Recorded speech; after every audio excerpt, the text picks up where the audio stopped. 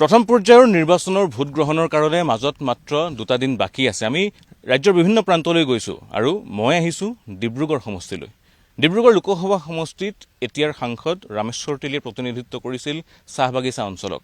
বাগানৰ ভোটসমূহকেই মূল সাৰথি হিচাপে লৈ ইতিমধ্যে তেলীয়ে কেন্দ্ৰীয় মন্ত্ৰী হৈছিল, কেন্দ্ৰীয় মন্ত্ৰিত্বৰ ভাৰ গ্ৰহণ কৰিছিল। কিন্তু সেই বাগানৰ ভোটাৰসকলে বিগত সময়ছোৱাত চৰকাৰৰ পৰা কি পালে? তেওঁলোকে বিভিন্ন আশাৰে প্ৰতিটো নিৰ্বাচনতেই ভোটদান কৰে তেওঁলোকৰ পচন্দৰ প্ৰাৰ্থীগৰাকীক।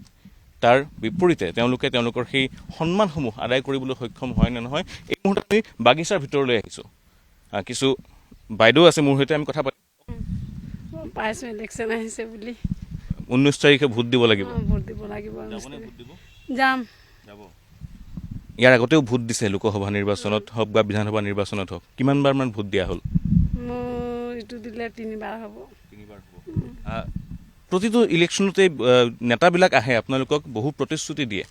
আগতেও কিছুমান প্ৰতিশ্ৰুতি দিয়া হৈছিলে, কৈছিলে যে এই কামখিনি হৈ যাব, এইখিনি কৰি দিম। কি কি প্ৰতিশ্ৰুতি দিছিলে আগতে?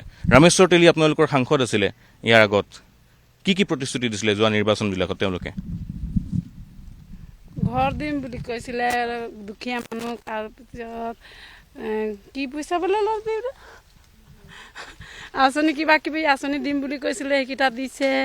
আমিতো নাপাওঁ, বাকী মানুহকেইটা পাইছে। আমি বাগানত কাম কৰোঁ ন, একো পোৱা নাই। আমি অকল কণ্ট্ৰল চাউলটো পাওঁ আমি, বাকী বস্তু মই নাপাওঁ। বাকীকেইটা পায় নেকি মই নাজানো। যোৱা এই 2টা নিৰ্বাচনত যিবিলাক বস্তু দিম বুলি কৈছিলে সেই বস্তুবিলাক পালেনে আপোনালোকে? কি বস্তু দিছে? আমাক একো দিয়া নাই। বাকীকেইটা পাইছে বাৰু, আমি জানো বাকীকেইটা পাইছে। তেওঁলোকে উল্লেখ কৰিছে যে যোৱা নিৰ্বাচনত তেওঁলোকক প্ৰতিশ্ৰুতি দিয়া হৈছিলে আৰু সেই প্ৰতিশ্ৰুতি ৰূপায়ণ কৰিবলৈ প্ৰতিগৰাকী নেতাৰ ওচৰত তেওঁলোকে দাবী বিভিন্ন সময়ত উত্থাপন কৰে, কিন্তু প্ৰতিশ্ৰুতিসমূহ আজিলৈ ৰূপায়ণ কৰা নহ'ল। আকৌ নিৰ্বাচন আহিছে এতিয়া। আপোনালোকৰ ইয়াত 2-3জন প্ৰাৰ্থী আছে। সৰ্বানন্দ সোণোৱাল প্ৰতিদ্বন্দ্বিতা কৰিছে বিজেপিৰ পৰা, অসম জাতীয় পৰিষদৰ পৰা লুৰিণজ্যোতি গগৈ আছে, মনোজ ধানোৱাৰে খেলিছে, আপোনালোকৰ বাগানৰ মানুহ।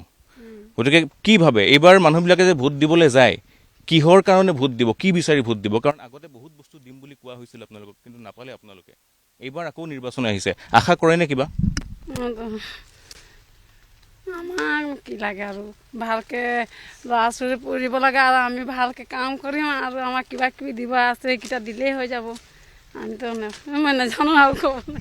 ল'ৰা ছোৱালী তেওঁলোক বিৰাট সোজা নিৰ্জু, মই যিখিনি মজুৰি তেওঁলোকে পাব লাগে সেই ন্যূনতম মজুৰি যাতে তেওঁলোকক দিয়াৰ ব্যৱস্থা কৰক। জীৱন চলিবলৈ বৰ বেছি একো নালাগে, কিছু সৰু সৰু আশা আছে তেওঁলোকৰ, আৰু সেই আশাসমূহ যদি জনপ্ৰতিনিধিসকলে পূৰণ কৰিব পাৰে তেন্তে সেই জনপ্ৰতিনিধিসকলৰ ওপৰত বিশ্বাস জন্মে এই সাধাৰণ জনতাৰ, আৰু সেই জনতাৰ বিশ্বাস আৰ্জিবলৈ এই নিৰ্বাচন আয়োজন কৰা হৈছে। যে নিৰ্বাচনত এইবাৰ ডিব্ৰুগড়ত 3গৰাকীকৈ হেভিৱেট প্ৰাৰ্থী আছে, সৰ্বানন্দ সোণোৱাল, লুৰিণজ্যোতি গগৈ, আৰু আনফালে দেখিবলৈ পোৱা গৈছে বাগানক প্ৰতিনিধিত্ব কৰি মনোজ ধানোৱাৰেও এইবাৰ আপৰ হৈ নিৰ্বাচনী যুঁজত নামিছে। গতিকে ফলাফল যিয়েই নহওক কিয় আমি একেবাৰে গ্ৰাউণ্ড জিৰ' পৰ্যায়লৈ গৈছোঁ, গৈ ৰাইজৰ সৈতে কথা পাতিছোঁ, তেওঁলোকৰ মনৰ ভাৱ জনাৰ চেষ্টা কৰিছোঁ। ৰাইজে এটাই কথা কৈছে, নিৰ্বাচনত যিসমূহ প্ৰতিশ্ৰুতি আমাক দিয়া হয় সেই প্ৰতিশ্ৰুতিসমূহ যাতে এইবাৰৰ নিৰ্বাচনতো দি তেওঁলোকে পাহৰি নাযায়।